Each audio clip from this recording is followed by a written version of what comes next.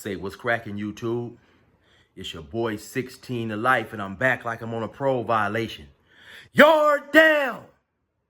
So like I say, man, we ready to hop into this video. Now, for those of y'all who don't know, in 1994, I got convicted and sentenced to 16 years plus a life sentence. I ended up doing 24 years in some of these prisons out here in California. So I'm gonna hit y'all with a story today. Before we get into the story though, do me a favor, y'all. I'm gonna need y'all to like, subscribe, and hit that notification bell.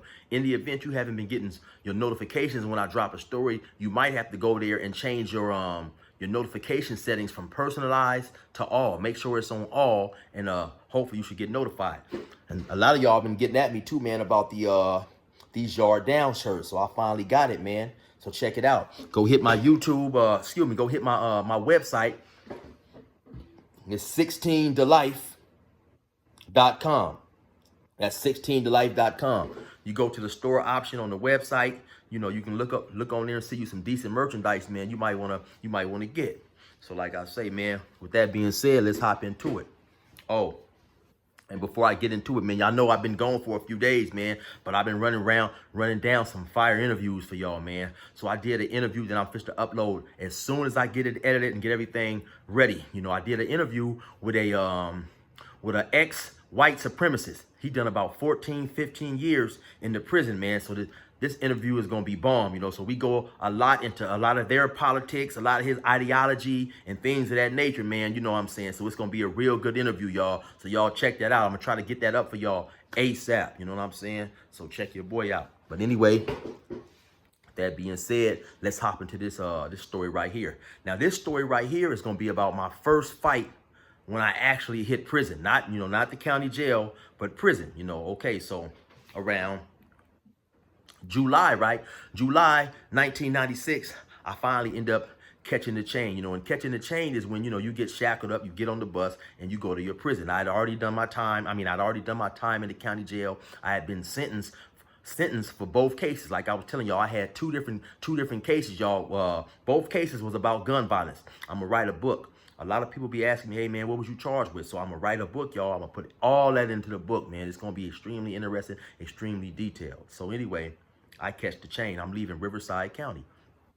I catch the chain. They end up sending me to what's called a reception center. Now, a reception center is where you first go to be received into prison. So then when you get to the reception center, they're going to analyze you, basically diagnose you, assess you, and see where you're going to go do your time. And those things all depend on according to how much time you got. It's a point system. The more points you accumulated through their little system, the higher your level, the higher of security level they said you needed. So like if you were young, they might add like 4 or 5 points on. It was like a system where, okay, so if you had maybe, I think it was like 51 points and above, you was on a level 4, which was the highest security level. And so if you graduated high school, they would minus a couple points. If you went to college, they would minus a couple points. And if not, they'd add on a couple points, And so all these things, if you was married, I guess they was trying to figure out how well you do, and if you were likely to be violent and this and that. So, and they charge you with, depending on your crime that you've been charged with as well. So once they finished, assessing me, due to me, having so much time and violent crimes and this and that, I ended up being sent to a level 4 prison, Salinas Valley. But while I was at reception, this process may take anywhere from 2 months to 7 or 8 months, 9 months. It all depends, So when I get to reception, I immediately see this dude who I was real cool with in the county. Now, his name was Dan Tanner. Dan Tanner, or we called him DT. He was from Long Beach Insane. So he was there. And he happened to be in a cell. He happened to be in a cell with a dude by the name of OT. Now, OT was up out of San Bernardino. He was from IE. Now, my cellie, I happened to be into the cell with an older cat by the name of Vic. And so when we was in reception, after a while, they let us go outside, go play basketball, hit the rec yard, do shit like that. Now, OT and DT, we all, and myself, we all happen to play basketball. You know what I'm saying? Like I said, OT and DT, they were silly. So we'd get out there and we'd be balling, us 3 against 3 other motherfuckers. We'd be out there balling, having fun, running the court and all that type of shit. So Me and DT had been in the county jail probably about maybe a year and a half, 2 years. We had been in the county jail for a long time, so we had become relatively close and shit. So like I say, man, DT was a real cool cat, big brother too, man. He's probably about 6'2", man. 6'2", probably about 250, 200, 255. Big old giant. He's a big old swole brother, real big and shit. And so, but like I say, he was a real cool dude. So by me and him being cool, we would want to chop it up and shit. You know what I'm saying? So, because outside of getting a little wreck and reception, you was pretty much in your cell for the whole day. So what we would do is at count time, when it was time to count, I would go up to DT's cell, and DT celly, who was OT, he would come down to my cell and chill and chop it up with Vic. Now, my celly Vic, he happened to be from San Bernardino as well. So these two dudes, I think they either knew each other or they had some things in common because they was from the same city and shit. Now, OT probably was about 22, 23, man. OT had came back with 3 strikes. And I think OT had like 25 years to life and shit. Now, what was so cold about OT? OT had just been released. He had probably only been out maybe about 2 or 3 months before he got charged. He got charged with whatever they charged him with. I think it was some burglaries or some shit like that, and ended up giving him 3 strikes. And so I specifically remember asking him, I'm like, damn, homie, don't you remember? I mean, wasn't you just in here with cats who had life? How could you run right back to the street and go get caught up knowing that they was passing out all this time? Excuse me. But he was like, yeah, I was around these dudes, man, but I never did think it would happen with me. I never did think that it would happen to me. Plus, this was just during the time when they had started passing out 3 strikes and shit. So it was fresh, it was new, 1996. So anyway, he would go down there and chill and chop it up with Vic, and I would go to his cell and chill and chop it up with DT. So we'd be in there chilling, just chopping up, laughing, talking about old times in the county, or he'd be giving me, because he had been to the pen before.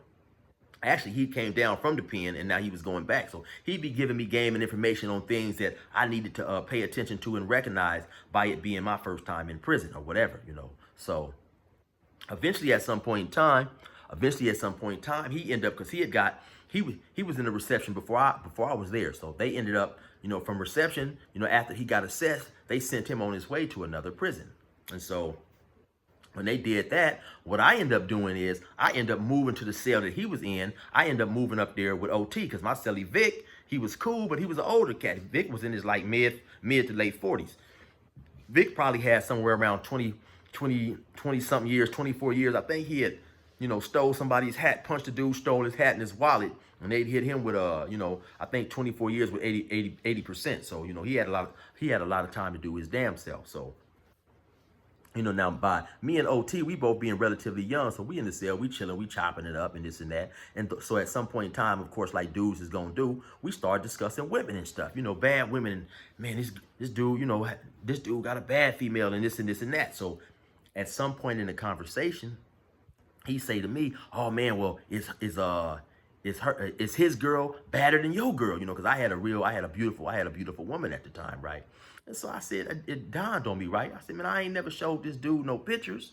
So how did he even know what my girl looked like? How did he even know my girl is a decent looking woman? Because I ain't never showed him his pictures. So then it dawned on me right then and there that, because I had showed my old silly Vic some pictures. So then, of course, it dawned on me right then and there that obviously when I was up in the cell hanging out with DT, Vic had been going through my property, going through my personal pictures and shit like that. And in the pen, homie, that's an automatic no-no, right? So I forget the exact strategies that I use, right? Because I said something to him. I said, hey, man, I ain't never showed you my girl. So then he realized in that moment that he'd slipped up and he let the cat out the bag. So, now I'm like, homie, listen, now, so I forget, like I say the exact way I used it, but I basically told him, hey, listen, homie, now you done basically let me know this dude had been going through my shit. I said something to him, and he basically was like, yeah, man, the dude showed me some of your pictures, right? So like I say, that's an automatic no-no. So when they let us go out to chow, of course, I'm mad as a motherfucker. So now when they let us out to chow, we upstairs, Vic and who was my old cellie, he's downstairs. So they, they released the downstairs first. Now when you go to chow into the chow hall, they got, you gotta walk in there, and then you have to sit at certain tables that they tell you to. You gotta fill the tables in. So by the time we get up in there, and when we fill the tables in, because we upstairs, he's probably like 7 or 8 rows down. So so as soon as I go in, I'm young, I'm mad. As soon as I go in, I see him. I'm like, yeah, you buster ass motherfucker. Yeah, man, you've been going through my pictures. You've been showing people my pictures. So I'm gonna see you. So he's like, oh man, what you talking about? Yeah, you was in there showing my pictures, right? So now and now looking back, I realized that's where I fucked up, right? Because later on in prison, I would learn to always, conceal my emotions and never let a person know how I was feeling. Because if you gonna get a person, it's better for him to not know that it's coming. So we get the food. They only used to give you about maybe 5 minutes to eat. So, we go in there, we eat and this and that. So I don't remember if it was that day or the next day. But soon as they let us out to the yard, I immediately go find him. You know what I'm saying? So I go find him, and like I say, I done already messed up and woke him up that I'm mad at him. You know what I'm saying? For going through my pictures and shit. So I hit the yard. I happened to see him standing somewhere out in the yard. So I bounce up on him and he probably, now me looking back at it, he probably could see it in my demeanor, my eyes, my walk, and everything that I was mad. You know what I'm saying? So I go up to him. I'm like, hey, man, yeah, what's up? So he's kind of like, he's hesitant. He backing up. I'm like, yeah, man, you been going through my pictures and shit. Now, of course, he gonna ride with his lie. Oh, no, man, I ain't showing nobody. Yeah, well, how you know what my girl, how this dude know what my girl look like? And so he's sitting there. He denying it, but he's backing up a little bit, which is making me angry anyway. So I slide back up on him again. Boom, boom. I hit him with that cold 2-piece. You know what I'm saying? I play Connect 4 -2 on his motherfucking chin.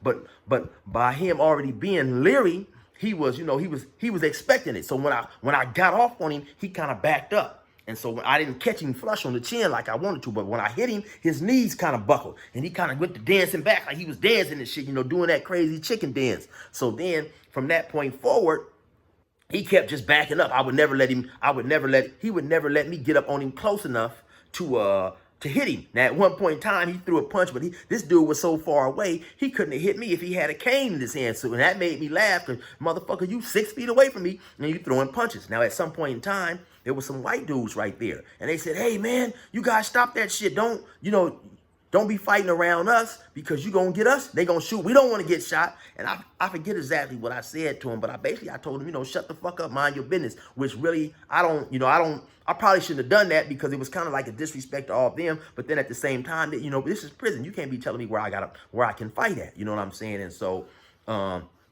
Vic, from that point forward, he avoided me. We never really, I was never really ever able to get back up on him. And after a while, I calmed down. But, I told him that was some real punk shit that you done, going through my pictures. And so you gotta be mindful, because I done seen a couple of times, man, where dudes will be out showing people their pictures of their girlfriend or their wife, and they happen to turn their head to talk, and a dude snatch the envelope. Dudes to snatch the envelope, man, or snatch a picture of your girl. Dudes is scandalous. And so you be thinking that you can, you can share things and information with these people. But man, some of these dudes be scandalous. Now, I don't know, especially because of Vic was going through my shit, right? From that, I don't know if I'd already done it, but I know from that point forward, too, I would always make it a habit to number the back of the pictures that my girlfriend sent me. She'd be sending me some nice lingerie shots. And matter of fact, back then, we could get straight naked pictures. So I'd always make sure to number the pictures so I know how many I have, because people be going through your pictures and shit. Now, and that was like 1996. So probably about 2000, I would like to say maybe 2015, 2016, I end up bumping into OT, the dude who was my cell, who I ended up moving into the cell with, and Vic was showing him the picture. So of course, me and him ain't had no beef, you know what I'm saying? So we cool, we chilling, we chopping it up, right?